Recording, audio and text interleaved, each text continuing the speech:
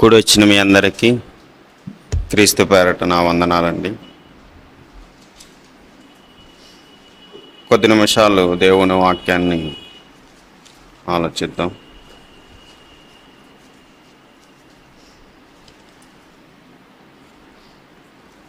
దేవుడు మన జీవితానికి అవసరమైన సంగతులను బైబిల్లో వ్రాయించాడు. ఎక్కడ ఎవరు చెప్పలేనివి కేవలం బైబిల్లో మాత్రమే ఉంటాయి. ఎందుకంటే ఇది దేవుడు తాను సృష్టించిన, తాను నిర్మించిన మన కోసం, ఈ సృష్టి కోసం అనేక సంగతులను ఇందులో వ్రాయించాడు. కానీ ఈ వాక్యం మీద సరైన విశ్వాసము, నమ్మకం అనేది మనుషులకు ఉండదు. మనుషులంటే ఎవరో క్రీస్తుని తెలియని వారు అనుకుంటే పొరపాటు. కానీ క్రీస్తుని కలిగిన మనకు కూడా వాక్యం అంటే నమ్మకం లేదు అని మనం చేసే పనులను బట్టి, మన ప్రవర్తన బట్టి అది తేటగా కనబడుతుంది. అసలు దీనిలో ఉన్నవన్నీ కూడా మన మనస్సుతో ఆలోచిస్తే అన్ని వాస్తవాలుగానే కనబడతాయి. బైబిల్లో చెప్పబడిన మాటలు, బైబిల్ అంటే ఇష్టం లేని వాళ్ళకి అవి అబద్ధాలుగాను, కథలుగాను కనపడతాయేమో. కానీ మన క్రీస్తును విశ్వాసముతో మనం ఆరాధిస్తే, దేవుని వాక్యాన్ని మనం పరీక్షించి తెలుసుకుంటే అందులో కనబడేవన్నీ కూడా వాస్తవాలే కనబడతాయి. మనకి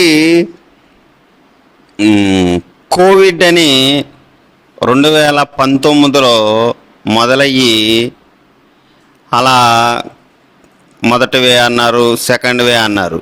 కరోనా అనేది అది మనకి తెలిసింది. ఇప్పుడు కరోనా అనేది మరలా వస్తుంది అంటే మీరు నమ్ముతారా, నమ్మరా?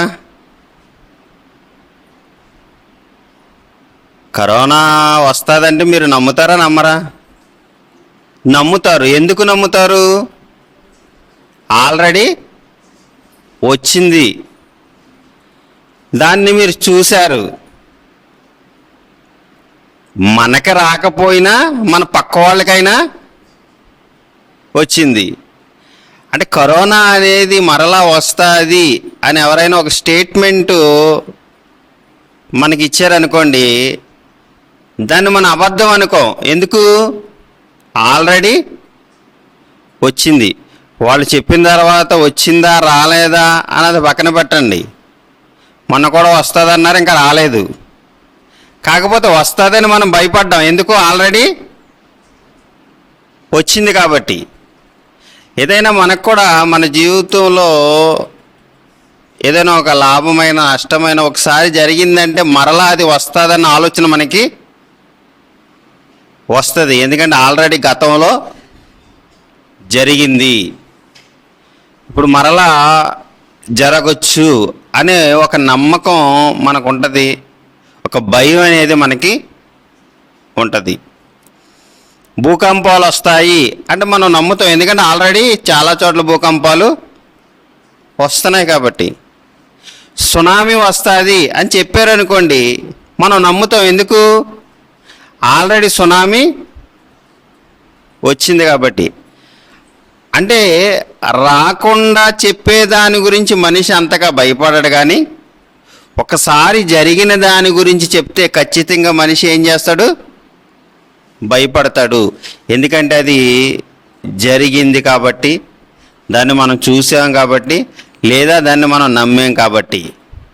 అలాగే ఇలాంటి వార్తలు వస్తున్నప్పుడు మరి మనం నమ్ముతాం, ఎందుకంటే గతంలో ఇవి జరిగాయి. మరి అలా బైబిల్ను కూడా మనం ఆలోచిస్తే బైబిల్లో ఉన్న సంగతులన్నీ కూడా దేవుడు గతంలో జరిగేవి రాయించాడు, ఫ్యూచర్లో జరుగుతాయి అని కొన్ని చెప్పాడు. మరి మనం దీన్ని ఎలా నమ్ముతున్నాము? మరి కరోనా వస్తుందంటే మనం నమ్ముతున్నాం, సునామీ వస్తుందంటే మనం నమ్ముతున్నాం, భూకంపం వస్తుందంటే మనం నమ్ముతున్నాం. కానీ బైబిల్లో ఉన్న సంగతుల మీద మనకి ఏం లేదంటే నమ్మకం లేదు, విశ్వాసం లేదు. ఎందుకంటే దేవుడు కూడా ప్రారంభం నుండి మనం చూడగలిగితే కొన్ని సంగతులను మనం చూడగలిగితే మొదటగా ఆదికాండము 7వ అధ్యాయాన్ని మనం చూడగలిగితే నోవహు జలప్రళయం గురించి సందర్భం చదవగలిగితే 7వ అధ్యాయం 4వ వచనాన్ని మనం చూడగలిగితే, ఎందుకనగా ఇంకను 7 దినములకు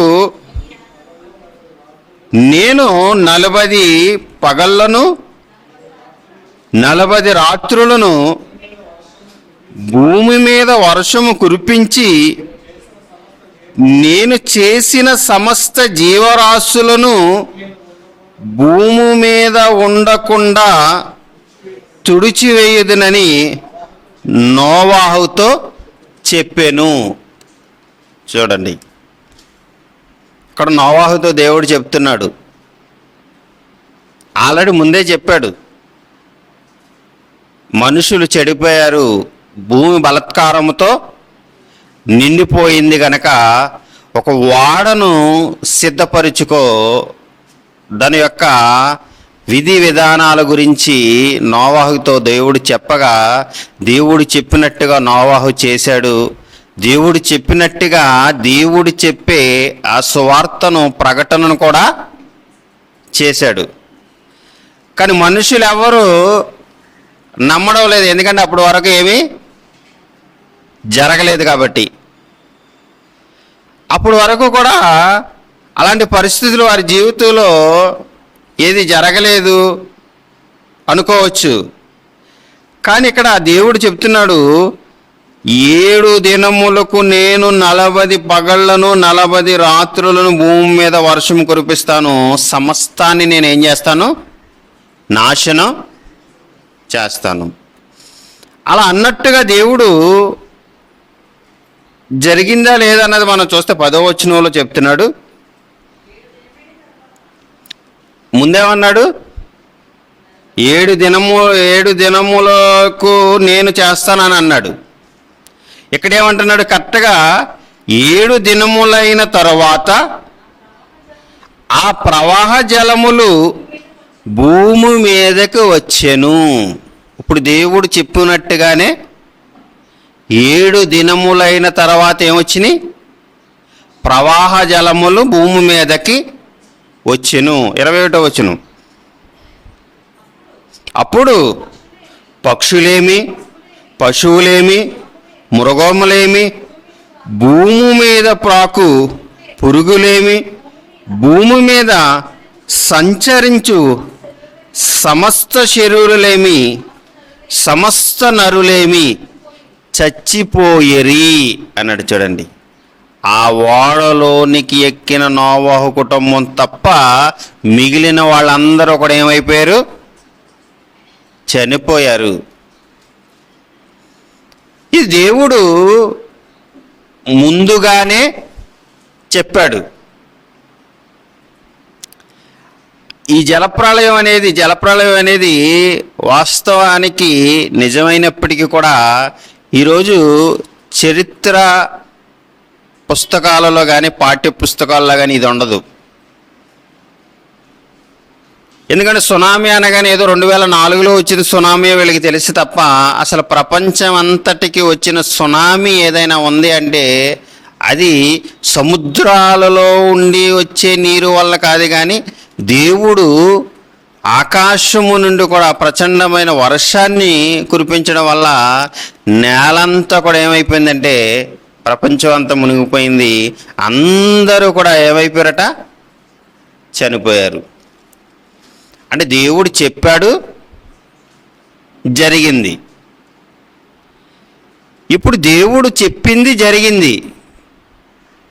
ఇప్పుడు ఇది మరలా దేవుడు ఏదైనా చెప్పాడు అంటే జరుగుతుంది అన్న నమ్మకం మనకు రావాలి. దేవుడు ఏదైనా చెప్పాడు అంటే అది జరుగుతుంది. ఇది రుజువైంది. నోవాహు వాడ అరారత్ పర్వతాల మీద ఉండడం, దాన్ని గుర్తించడం చరిత్రలో దాన్ని గుర్తించారు. అలాగే ఇది జలప్రళయం గురించిన సందర్భం అయితే మరొక సందర్భం మనకి ఇదే ఆదికాండంలో లోతు సందర్భం కూడా ఒకటి ఉంటుంది. అక్కడ కూడా దేవుడు ఏమంటాడు అంటే ఆదికాండము 19వ అధ్యాయం, ఆదికాండం 19వ అధ్యాయం 24వ వచనాన్ని మనం చూడగలిగితే, అప్పుడు యెహోవా సొదొమ మీదను గొమొర్రా మీదను యెహోవా యొద్ద నుండి గంధకములను అగ్నిని ఆకాశము నుండి కురిపించి ఆ పట్టణములను ఆ మైదానమంతటిని ఆ పట్టణములో నివసించిన వారందరినీ నేల మొలకలను నాశనము చేసెను అన్నాడు. చూడండి, ఇది కూడా ముందుగానే దేవుడు చెప్తాడు. ఎందుకంటే సొదొమ గొమొర్రా పట్టణంలో కూడా మరి దేవునికి పాపం అనేది ఎక్కువగా కనబడుతుంది కాబట్టి లోతుతో చెప్తాడు, దీని నుండి వెళ్ళిపోండి అని చెప్పినప్పుడు తన వాళ్ళకి తెలియజేస్తాడు, కానీ లోతు మాట వాళ్ళు నమ్మరు. అంటే అక్కడ నోవాహు గారితో చెప్పిన మాట బట్టి మనం ఆలోచిస్తే చెప్పినట్టుగానే జలప్రళయాన్ని దేవుడు రప్పించాడు. నోవాహు కుటుంబం ఒకటే రక్షింపబడింది. ఇక్కడ అలాగే నేను ఈ సొదొమ గొమొర్రా పట్టణాలను నేను నాశనం చేస్తాను, మీరు తప్పించుకోండి అని దేవుడు చెప్పాడు. ఇక్కడ కూడా ఎవరు వినలేదు, కానీ ఎవరు విన్నారు అంటే లోతు కుటుంబమే అక్కడ బయటకు వచ్చినట్టుగా మనకి కనబడుతుంది. అంటే దేవుడు చెప్పింది చేస్తున్నాడు. ప్రపంచమంతటిని నాశనం చేశాడు నోవాహు కాలంలో. ఇక్కడ సొదొమ గొమొర్రా పట్టణాలను నాశనం చేశాడు. ఇక్కడ మనం ఆలోచిస్తే అంటే ఇక్కడ దేవుని వాక్యం అనేది ఎంత వాస్తవమైనదో, దేవుని యొక్క మాట ఎంత ఖచ్చితంగా జరుగుతుందో అన్నది ఇక్కడ మనం విశ్వసించాలి. అలాగే పాత నిబంధనలో యేసుక్రీస్తు వారి గురించి అనేక మంది ప్రవక్తలు ప్రవచించారు. యేసుక్రీస్తు వారి గురించి అనేక మంది ప్రవక్తలు ప్రవచించారు. ఈయనకి ఏ పేరు పెట్టబడుతుంది, కన్యక ద్వారా ఈయన పుడతాడు, మెస్సీగా ఈయన వస్తాడు, దావీదు వంశం నుండి వస్తాడు, యోధా గోత్ర సింహంగా వస్తాడు అని అనేక విషయాలు యేసుక్రీస్తు వారు పుట్టకముందే దేవుడు ప్రవక్తల నోట ద్వారా పలికించాడు. ఇప్పుడు అలా ప్రవక్తల నోట పలికించినట్టుగానే యేసుక్రీస్తు వారి లోకానికి వచ్చాడు. అదే దావీదు సంతానంగాను, యోధా గోత్రంలో పుట్టినట్టుగాను, కన్యమరియ గర్భాన్న జన్మించినట్టుగా, ఆయనకి ఇమ్మానుయేలు అని పేరు పెట్టినట్టుగా, అంటే అవన్నీ కూడా ముందుగానే దేవుడు చెప్పాడు. ఇప్పుడు చెప్పినట్టుగానే యేసుక్రీస్తు వారు ఈ లోకానికి 2000 సంవత్సరాల క్రితమే వచ్చాడు. చెప్పినట్టుగానే అన్నిటినీ ఆయన నెరవేర్చాడు. లేఖనాలను చెప్పినట్టుగానే అన్నిటినీ సంపూర్తి చేసి మరలా ఈ లోకాన్ని విడిచి మరలా ఎక్కడికి వెళ్ళిపోయాడంటే తండ్రి సింహాసనం యొద్దకు వెళ్ళిపోయాడు. అంటే మొదట రాకడా అంటాం దాన్ని ఏమంటాం అంటే మొదట రాకడ చెప్పినట్టుగానే జరిగింది. మొదట రాకడ చెప్పినట్టుగానే జరిగింది.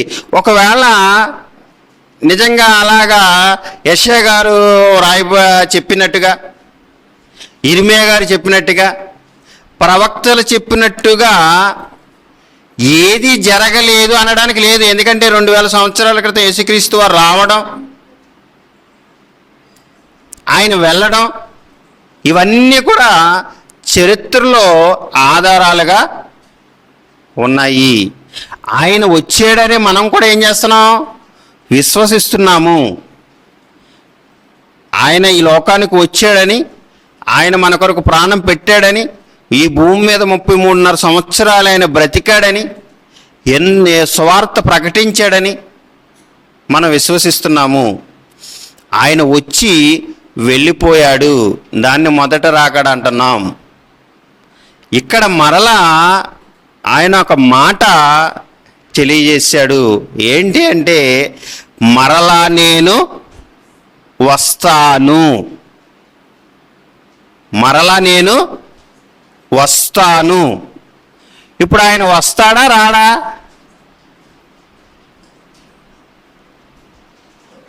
ఇప్పుడు ఆయన వస్తాడా రాడా? వస్తాడు.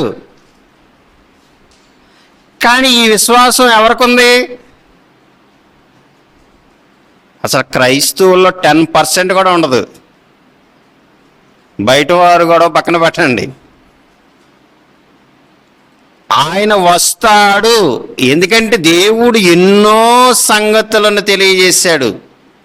అందుకే చెప్పాను, నోవాహు కాలము ఏం చెప్పాడు అదే చేశాడు. మరి సొదొమ గొమొర్ర గురించి ఏం చెప్పాడో అదే కాదు, ఇశ్రాయేలీల గురించి ఎన్నో సంగతులను, ఎంతోమంది రాజుల ఎదుట ఎంతో వాళ్ళ చరిత్రను మనం చదివితే ఎన్నో సందర్భాలను దేవుడు చెప్పింది ఏది చేయకుండా లేడు. దేవుడు చెప్పినవి ఏమీ జరగకుండా లేవు, అన్నీ జరిగినాయి. ఎవరిని నేను ఎలా నాశనం చేస్తానో చెప్పినట్టుగానే అందరినీ కూడా ఆయన నాశనం చేసినట్టుగా మనకి ఇజ్రాయేలీల యొక్క ప్రయాణంలో కానీ వాళ్ళ యొక్క వంశావళిలో చరిత్రలో కానీ మనకు బైబిల్లో అన్ని సంగతులు ఉంటాయి. అంటే చెప్పింది జరిగింది. అలాగే యేసుక్రీస్తు వారి గురించి కూడా ఎలాగైతే చెప్పబడిందో అలాగే అన్ని సంగతులు ఒకటి కూడా కాదు. అందుకే ప్రతిదాన్ని కూడా ఆయన లేఖనాలను నెరవేర్చినట్టుగా మనకు కనబడుతుంది. ఈ లేఖనాలను నెరవేర్చడానికి నేను ఈ లోకానికి వచ్చాను. ఇప్పుడు అలా ఈ లేఖనాలు నెరవేర్చడానికి వచ్చిన ఆయన ఈ లోకానికి వచ్చి మరలా వెళుతూ ఆయన ఏమన్నాడంటే, నేను మరలా వస్తాను, నేనే మార్గం, నేనే సత్యం, నేనే జీవం, నా ద్వారా తప్ప ఎవడను తండ్రి యొద్దకు ఎక్కిపోలేడు, నేను తండ్రి ఇంట నివాసములు సిద్ధపరచడానికి వెళ్ళుచున్నాను, మరలా నేను వస్తాను అన్నాడు. మరి ఆయన ఇప్పుడు వస్తే అసలు ఏం జరుగుతుంది? మొదటగా వచ్చాడు. ఎలా వచ్చాడు? ఒక కన్య గర్భము ద్వారా వచ్చాడు. ఆయన వచ్చి ఏం చేశాడో మనకి తెలిసింది. మరి ఇప్పుడు ఆయన రాబోతాడు, మరలా వస్తాను అని చెప్పాడు. మరి చెప్పాడు అంటే ఖచ్చితంగా జరుగుతుంది. ఎందుకంటే ఇన్ని వాస్తవాలు ఆదికాండం నుండి మనకు జరుగుతున్నాయి. ఆదికాండం నుండి కూడా దేవుడు చెప్పినట్టుగా అన్నీ జరుగుతున్నాయి. అందుకే ఆయన కూడా అలా చెబుతున్నప్పుడు శిష్యులు కూడా యేసుక్రీస్తు వారిని అడుగుతారు. చూడండి, మత్తయి సువార్త 24వ అధ్యాయం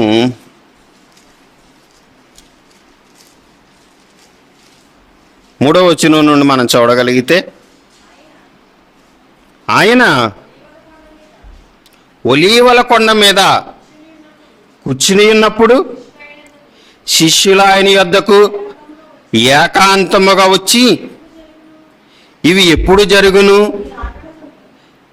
నీ రాకడకును ఈ యుగ సమాప్తికిని సూచనలేవి అన్నాడు. చూడండి, నీ రాకడకు అన్నాడు. నీ రాకడకు అంటే మరలా నీ రాకడ ఎప్పుడు జరుగుతుంది? ఎందుకంటే మొదట రాకడ దేవుడు చెప్పినట్టుగా లేఖనాల్లో రాయబడినట్టుగానే జరిగింది. అందుకే ఇక్కడ అంటున్నాడు, నీ రాకడకును యుగ సమాప్తికిని సూచనలేవి మాతో చెప్పమనగా, యేసు వారితో ఇట్లనెను, ఎవడను మిమ్మును మోసపరచకుండా చూచుకునుడి.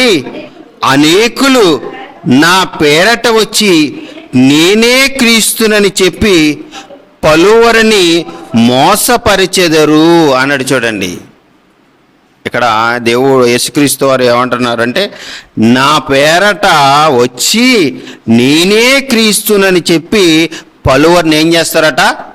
మోసం చేస్తారు. అందుకే అనేక మంది మనం బోధకులను మనం చూస్తున్నాం. అప్పుడప్పుడు నేనే క్రీస్తుని, నేనే దేవుణ్ణి, నేనే అన్నీ చేస్తాను, నేను దేవునితో డైరెక్ట్గా మాట్లాడతానని అనేక మందిని మోసం చేసినట్టుగా, వారి వద్దకు వెళ్ళి మోసపోయినట్టుగా, ఇంకా చెప్పాలి అంటే వారి యొక్క ప్రాణాన్ని కోల్పోయిన వాళ్ళు కూడా ఉన్నారు. ఎందుకంటే అలాంటి వారు నా పేరట వస్తారని చెప్పాడు దేవుడు. అనేక మందిని ఈరోజు మనం చూస్తున్నాం. ఇంకేమంటున్నాడు 6వ వచనంలో, మరియు మీరు యుద్ధములను గూర్చియు యుద్ధ సమాచారముల గూర్చియు వినబోదురు. మీరు కలవరపడకుండా చూచుకొనిడి. ఇవి జరగవలసి ఉన్నవి గాని అంతము వెంటనే రాదు అన్నాడు. చూడండి, దేవుడు యుద్ధాల గురించి చెప్పాడు. యేసుక్రీస్తు వారు ఎవరు ఏట్ల గురించి చెప్పారంటే, యుద్ధములను గూర్చియు యుద్ధ సమాచారములను గూర్చి వినబోదురు అన్నాడు. చూడండి, యేసుక్రీస్తు వారు ఈ మాట చెప్పిన తర్వాతే ఎన్నో యుద్ధాలు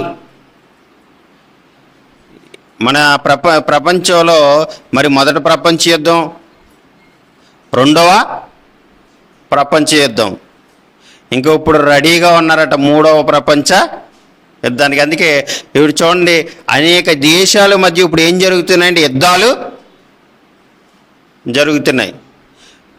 మొన్నటి వరకు రష్యా ఉక్రెయిన్ మీద జరిగితే ఇప్పుడు ఇజ్రాయేలీలతో కొన్ని దేశాలు ఏం చేస్తున్నాయి? యుద్ధాలు జరుగుతున్నాయి. అంటే దేవుడు అంటే ఇవన్నీ ఏంటంటే సూచనలుగా చెప్తున్నాడు. ఇవన్నీ మీ మధ్య జరుగుతాయి, నా పేరట అనేకులు వస్తారు, మిమ్మల్ని మోసం చేస్తారు అన్నాడు. యుద్ధాలు అనేవి జరిగితే యుద్ధ సమాచారాన్ని మీరు వింటారు. ఈరోజు ప్రతి ఛానల్లో మనం చూస్తుంటే యుద్ధాల గురించిన వార్తను మనం వింటున్నాం. అందుకే ఏమంటున్నాడంటే, యుద్ధ సమాచారముల గురించి మీరు వినబోదురు కానీ మీరు కలవరపడకుండా ఉండండి. ఇవి జరగవలసి ఉన్నవి కానీ అంతము వెంటనే రాదు. ఇంకా జనము మీదకి జనమును, రాజ్యము మీదకి రాజ్యమును లేచును. అక్కడక్కడ కరువులు, భూకంపాలు కలుగును. ఇవన్నీ వేదనలకు ప్రారంభము అన్నాడు. చూడండి, ఇక్కడ కరువులు, అనేక దేశాల్లో ఎన్నో కరువులను మనం చూస్తాం, భూకంపాలను మనం ప్రతి నెలలో ఒక న్యూస్ అనేది మనం వింటాం, ఏదో దేశంలో భూకంపం జరిగింది అని. అలాగే ఇక్కడ జనము మీదకి జనము, రాజ్యం మీదకి రాజ్యము లేచును, అక్కడక్కడ కరువులు భూకంపములు కలుగును, ఇవన్నీ కూడా వేదనలకు ప్రారంభము. అంటే ఇవన్నీ కూడా జరుగుతున్నాయా లేదా? ఇవన్నీ కూడా జరుగుతున్నాయి. మన కళ్ళతో మనం చూస్తున్నాం. మన ముందు జరిగినవి చరిత్రలో చూస్తున్నాం. ఇప్పుడు జరుగుతున్నవి మన కళ్ళతో చూస్తున్నాం. ఎక్కడ రాయబడినట్టుగా జరుగుతున్నాయి? బైబిల్లో రాయబడినట్టుగానే జరుగుతున్నాయి. దేవుడు రాయించినట్టుగానే జరుగుతున్నాయి. అందుకే బైబిల్లో ఉన్న ప్రతి మాట చాలా వాస్తవమైనది. కానీ దీని మీద మనకి ఏమి లేదంటే నమ్మకం లేదు, విశ్వాసం లేదు. అంటే యేసుక్రీస్తు వారు రెండవ రాకడ జరుగుతుంది, వస్తాడు అనే నమ్మకమే లేదంటే మొదట రాకడ మనం నమ్మనట్ట?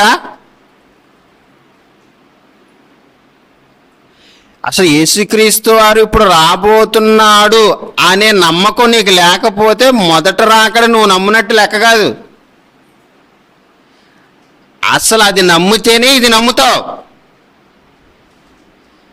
అసలు ఇదే నమ్మకం లేదంటే, ఇదే నమ్మకం లేకుండా మనం దేవుణ్ణి ఆరాధిస్తున్నామంటే, ఇదే నమ్మకం లేకుండా మనం ప్రార్థన చేస్తున్నామంటే, ఈ నమ్మకమే లేకుండా, ఈ భయమే లేకుండా మనం ఉంటున్నామంటే అసలు మొదట రాకడను మనం కూడా వ్యతిరేకించిన వారమే.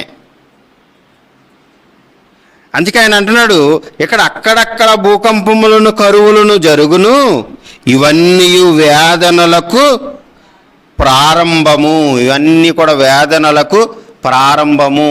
అంటే ఒక సూచనగా ఇవి చూపిస్తున్నాడు. సూచనగా ఇవి చూపిస్తున్నాడు. ఇవన్నీ కూడా మన కళ్ళకు కట్టినట్టుగా జరుగుతున్నాయి. అందుకే జలప్రళయం జరుగుతుంది అన్నట్టుగా జరిగింది. సొదొమ గొమొర్రాని నాశనం చేస్తానన్నట్టుగా దేవుడు నాశనం చేశాడు. యేసుక్రీస్తు వారిని ఈ లోకానికి ఎలా రావాలో చెప్పబడినట్టుగానే ఆయన ఈ లోకానికి వచ్చాడు. మరలా రెండవ రాకడనేది ఉంది. ఆ రాకడకి ఏం జరుగుతుందంటే ఇవి జరుగుతాయి అంటున్నాడు. మరి మనల్ని ఏం చేయమంటున్నాడు? అసలు ఆయన వస్తే ఏం జరుగుతుంది? ఆయన రెండవ రాకడ మరి వచ్చే సమయం ఇంకెంత ఉంది? ఇవన్నీ సూచనలకు ప్రారంభం అంటే, ఇవన్నీ జరుగుతున్నాయంటే ఇంకెక్కువ సమయం ఉందనా లేదనా? ఇంకా సమయం లేదని. ఒక స్త్రీ గర్భవతి అయ్యింది అంటే 9 నెలలని లెక్క వేస్తాం. అంటే ఒక 7-8 నెలల వరకు కూడా బాగానే ఉంటుంది. తర్వాత నుంచి నొప్పులు రావడం, కొన్ని సూచనలు అనేవి కనబడతాయి. అంటే దాని అర్థం ఏంటి? ఇంకా 8 నెలలు ఉందనా? అంటే సమయము దగ్గరలో ఉంది. అందుకే డాక్టర్ గారు ఒక డేట్ అనేది పెడతారు, రోజులు లెక్క పెడతారు, అప్పుడు నెలలు కాదు. అంటే సమయము దగ్గరలో ఉంది. ఇప్పుడు దేవుడు చెప్పినవన్నీ జరుగుతున్నాయి అంటే సమయం దగ్గరగానే ఉంది. సమయం దగ్గర. మరి ఆ సమయాన్ని మనం ఏం చేయాలి అంటున్నాడంటే సద్వినియోగం చేసుకోవాలి. సమయాన్ని ఏం చేసుకోవాలంటాడు? అందుకే సద్వినియోగం చేసుకోవాలి. అంటే సమయం తక్కువగా ఉందని. అంటే మనం సమయమును పోనీయక దేవుడు ఏమంటాడు? అందుకే సద్వినియోగం చేసుకోండి. ఎందుకు సమయాన్ని సద్వినియోగం చేసుకోవాలి అంటే, మరి మనం చూడగలిగితే పేతురు గారు రాసిన రెండవ పత్రిక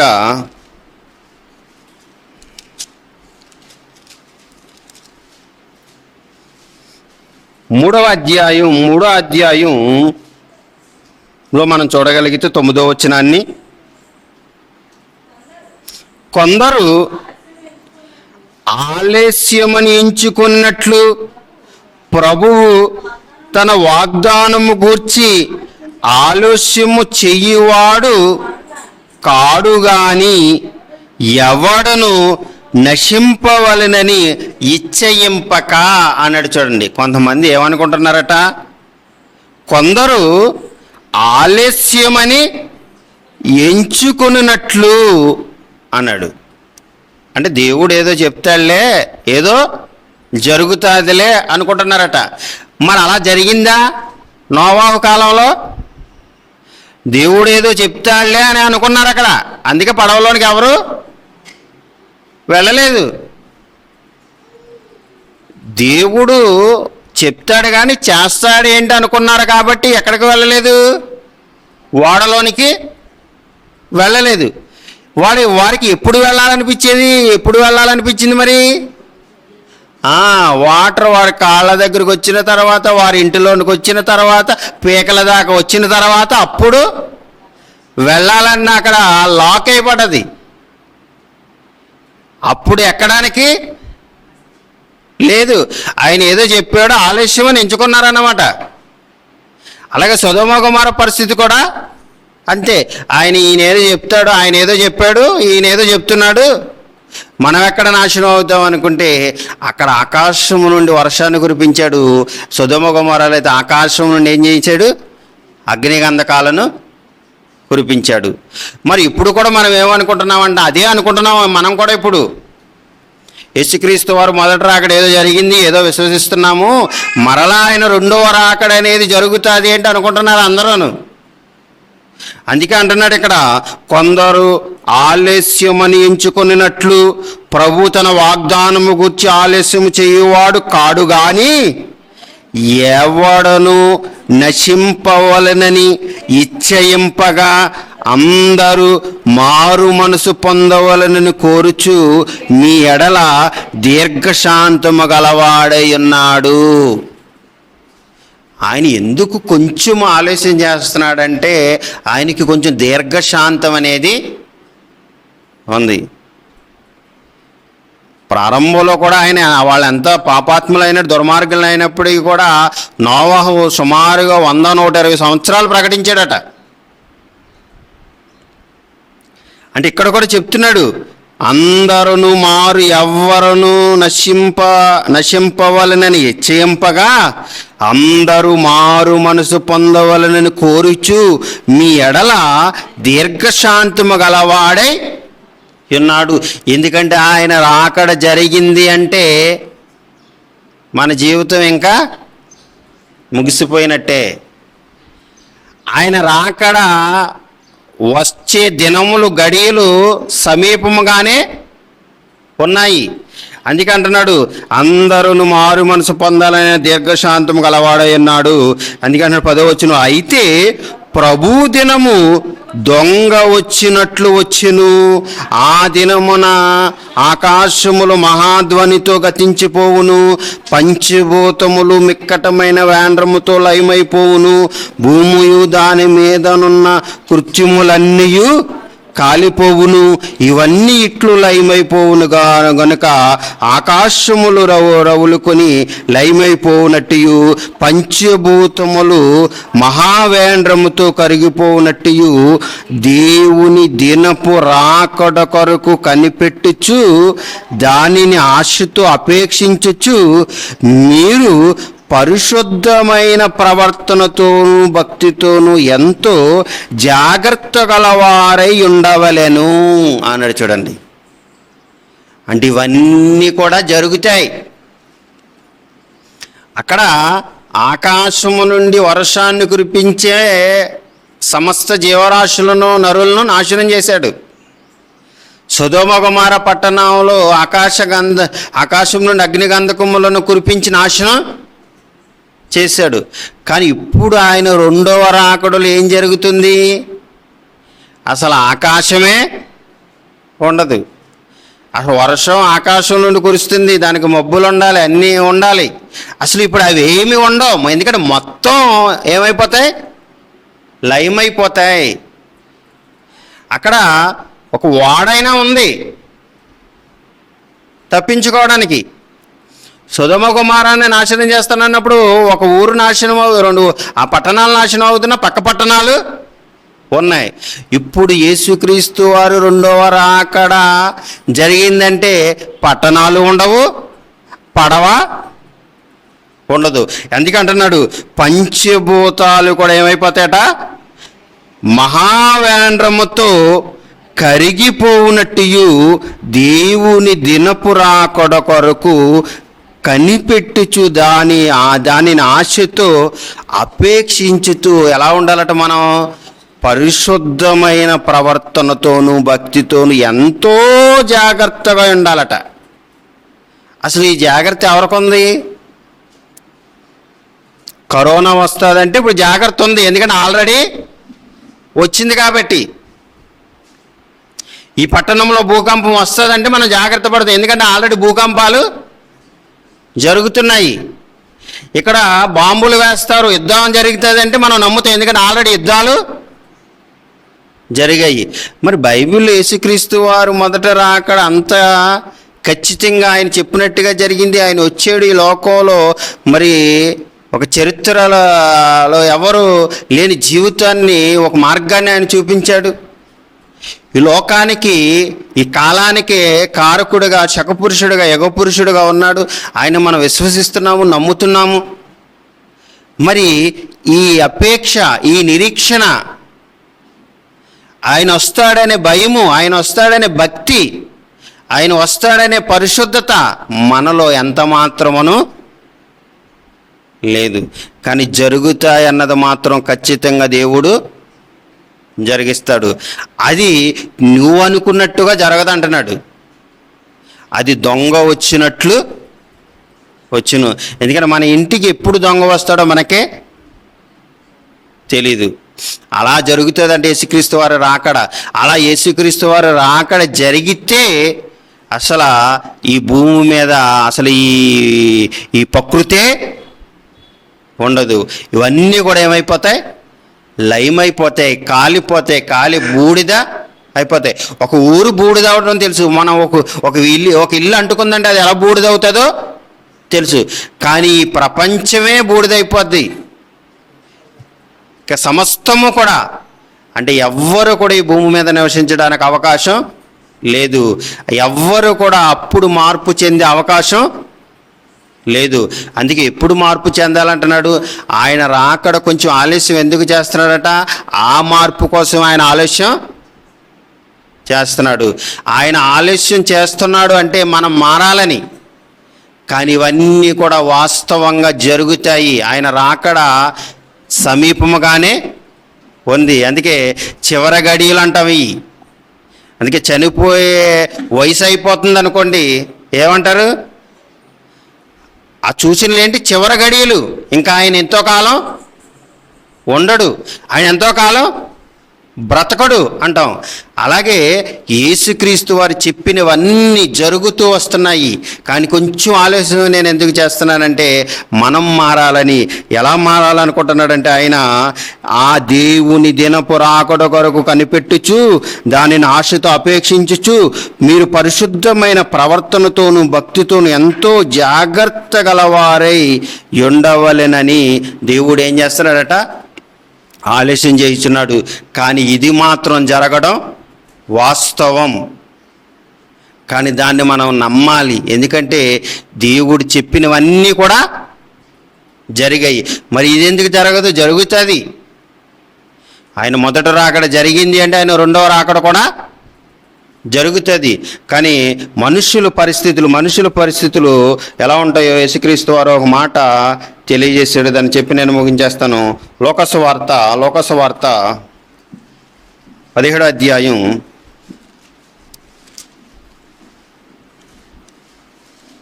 26వ వచనాన్ని మనం చూడగలిగితే,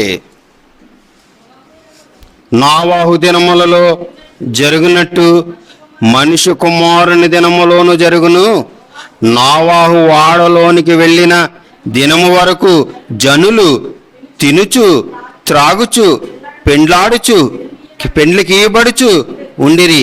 అంతలో జలప్రళయము వచ్చి అందరినీ నాశనము చేసెను. లోతు దినములలో జరిగినట్టును జరుగును. జనులు తినుచు త్రాగుచు కొనుచు అమ్ముచు నారు నాటుచు ఇండ్లు కట్టుచూ నుండిరి. అయితే లోతు సొదొమ విడిచిన దినమున ఆకాశము నుండి అగ్నిగంధకములను కురిసి వారందరినీ నాశనం చేసెను. ఆ ప్రకారమే మనుష్య కుమారుడు ప్రత్యక్షమగు దినమును జరుగును అన్నాడు. చూడండి, అవి జరిగాయి అంటే ఇది కూడా జరుగుతుంది. అవి జరిగాయని మనకు చరిత్రలో ఆధారాలు ఉన్నాయి. యేసుక్రీస్తు వారు మొదట రాకడ జరిగిందని మనకు ఆధారాలు ఉన్నాయి. ఆయన చెప్పినట్టుగానే చేశాడు, ఆయన చెప్పినట్టుగానే వచ్చాడు. కానీ ఇది కూడా జరుగుతుంది. మన నోవాహు కాలంలో ఉన్న మనుషులు అలాగే ఉన్నారు, సొదొమ గొమొర్రాలో ఉన్న మనుషులు అలాగే ఉన్నారు, నేడున్న మనుషులు కూడా అలాగే ఉంటారు అంటున్నాడు. ఎందుకంటే దాని మీద మనకి నమ్మకం లేదు, విశ్వాసం లేదు. అందుకే మన పనుల్లో మనం ఉంటున్నాం అంటున్నాడు. తింటున్నారు, తాగుతున్నారు, పెండ్లు చేసుకుంటున్నారు, ఇల్లు కట్టుకొనిచున్నారు. కానీ ప్రళయం అనేది, ప్రమాదం అనేది వారికి ఎలాగ అకస్మాత్తుగా వచ్చిందో ఈరోజు మనకు కూడా అలాగే వస్తుంది. నువ్వు దాన్ని గ్రహించి ఆశతో అపేక్షించి ఎలా ఉండాలంటున్నాడంటే ఎంతో జాగ్రత్తగా పరిశుద్ధమైన ప్రవర్తనతో మనం ఉండాలి.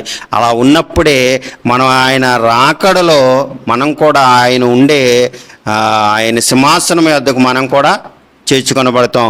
లేకపోతే ధనవంతుడులాగా అక్కడికి వెళ్ళిన తర్వాత మొర్రపెట్టిన ప్రయోజనం లేదు. ధనవంతుడు కూడా ఏమనుకున్నాడంటే అలాంటి ప్రమాదం ఏమీ లేదనుకున్నాడు. అందుకే ప్రమాదం అనేది తర్వాత తెలిసింది. అందుకే దాన్ని ముందే మనం విశ్వసించి దేవుని వాక్యాన్ని నమ్మకంతో పరిశుద్ధమైన ప్రవర్తనతో దేవుని సన్నిధిలో ఉండాలని కోరుకుంటూ ఈ మాటలు ముగిస్తున్నాను. ప్రార్థన చేసుకున్నాను. పరిశుద్ధ